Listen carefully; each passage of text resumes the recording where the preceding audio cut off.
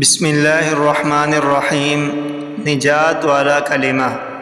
سیدنا عثمان رضی اللہ عنہ سے مروی ہے، وہ کہتے ہیں میری خواہش تھی کہ کاش میں نے رسول اللہ صلی اللہ علیہ وآلہ وسلم سے اس عمل کے بارے میں دریافت کر لیا ہوتا جو ہمیں ان وسوسوں اور مذموم امور سے نجات دلاتا جو شیطان ہمارے نفسوں میں ڈال دیتا ہے۔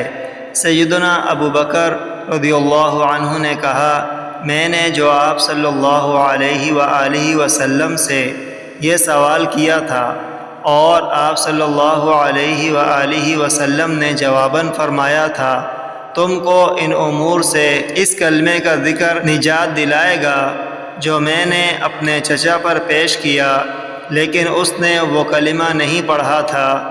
ماذا ينجينا مما يلقي الشيطان في أنفسنا؟ فقال أبو بكر رضي الله عنه قد سألته عن ذلك فقال ينجيكم من ذلك أن تقولوا ما أمرت عمي أن يقوله فلم يقله